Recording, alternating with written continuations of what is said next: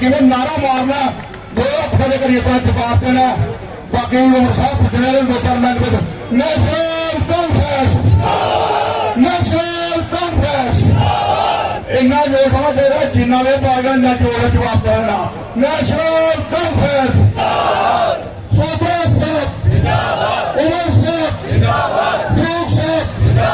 जय हिंद जय भारत। किया इसको रोकने के लिए जनता ये चुनाव लड़ रही है।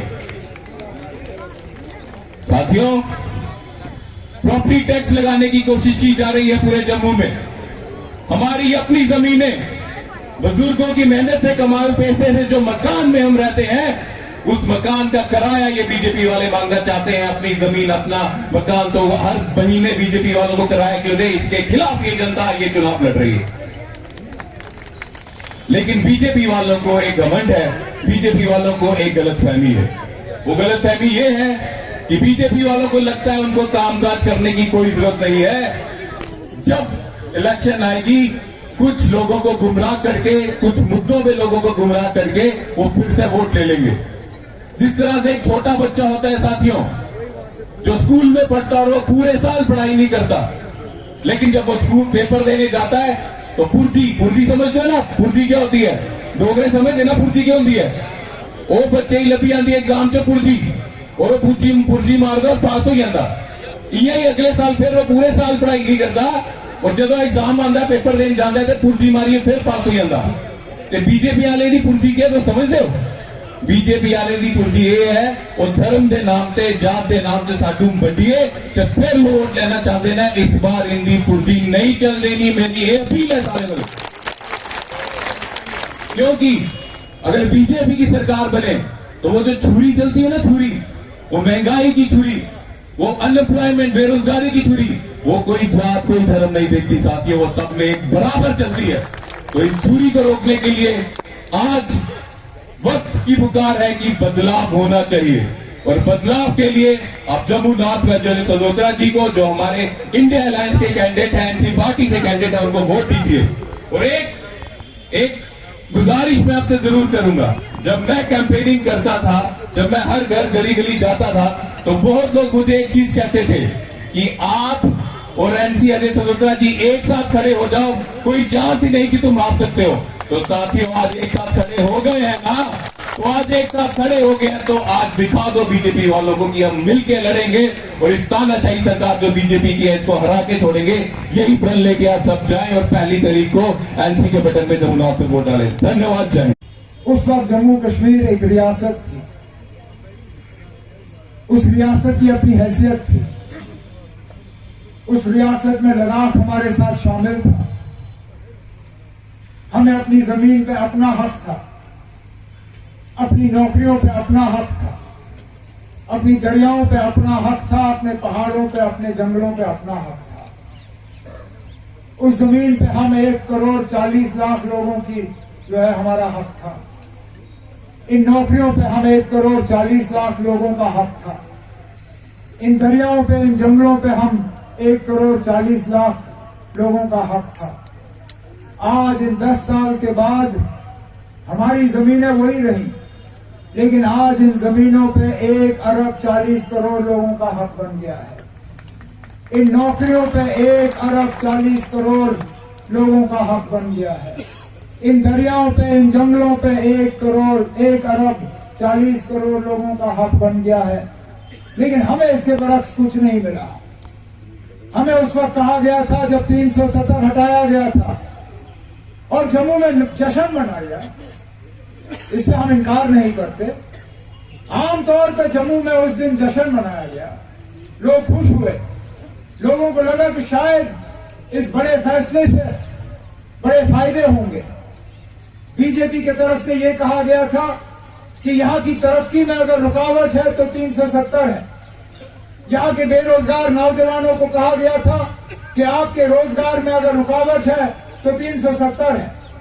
यहाँ जब तरक्याती काम नहीं होते थे, जब सड़कें नहीं बनती थी, जब अस्पताल नहीं बनता था, जब कॉलेज नहीं बनते थे, जब स्कूल नहीं बनते थे, तो ये बीजेपी वाले कहते थे इन सब चीजों में रुकावट 370 है।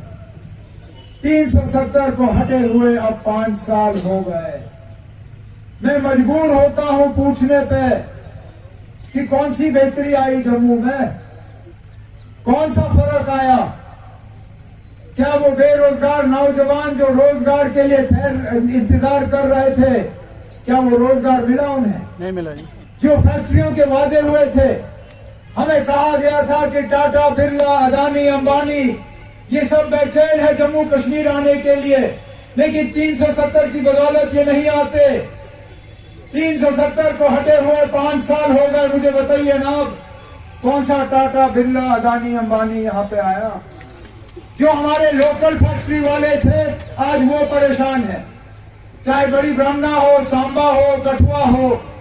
जिन लोगों ने मुश्किल हालात में फैक्ट्री लगाए, जिन लोगों ने मुश्किल हालात में फैक्ट्री चलाए, आज उनके फैक्ट्री नहीं चलते। जो नौजवान सरकारी मुलाजमत का इंतजार कर रहे थे, उनको लग रहा था बस अब मेरे हाथ में सरकारी ऑर्डर आ जाएगा, वो आज भी इंतजार कर रहे हैं। इन 5 साल में जब कभी सरकारी मुलाजमत के लिस्ट निकले, लिस्ट निकलने के फौरन बाद धांधली के इल्जाम लगे, धांधली के इल्जाम लगने के बाद वो लिस्ट रद्द किए गए और हमारे बेरोजगार नौजवान बेरोजगार ही रहे। यहां बीजेपी ने मां सिवाय आपको स्मार्ट मीटर के क्या दिए? स्मार्ट मीटर के तहत आपके बिजली की कीमतें बढ़ी, लेकिन बिजली का सप्लाई नहीं बढ़ा। जो पावर प्रोजेक्ट हमारे पैसों से लग रहा है चिनाब के दरिया पे, उसकी बिजली तो अगले 40 साल के लिए इन्होंने राजस्थान को दी।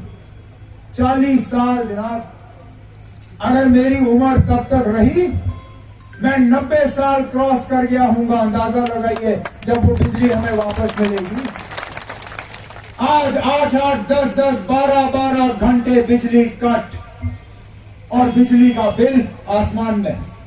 बिजली का बिल आपको महीने में वक्त पे मिलेगा, और जहां हमारे दौरे हुकूमत में वो बिजली का बिल 200, 250, 300, 350 से ज्यादा नहीं, आज 2000 रुपए से कम आपका महीने का बिजली का बिल नहीं आता।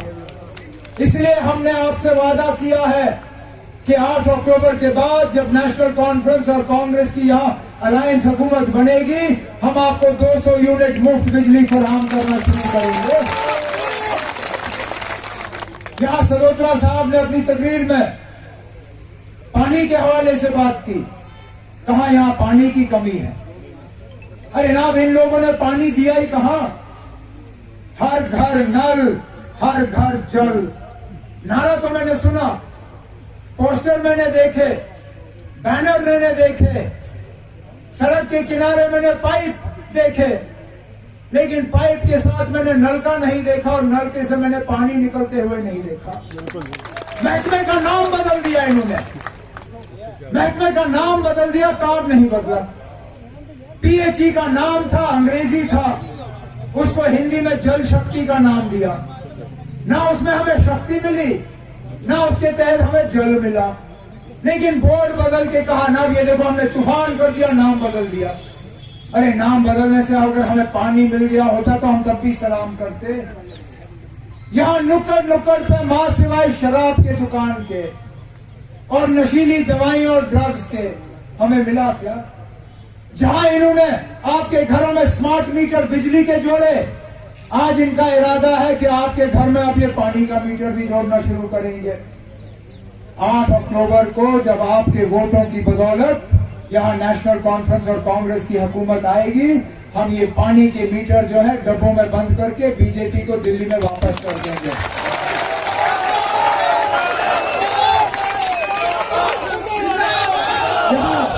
यहाँ प्रॉपर्टी टैक्स, अरे ना प्रॉपर्टी पे हमारा हक आपने हमसे छीन लिया।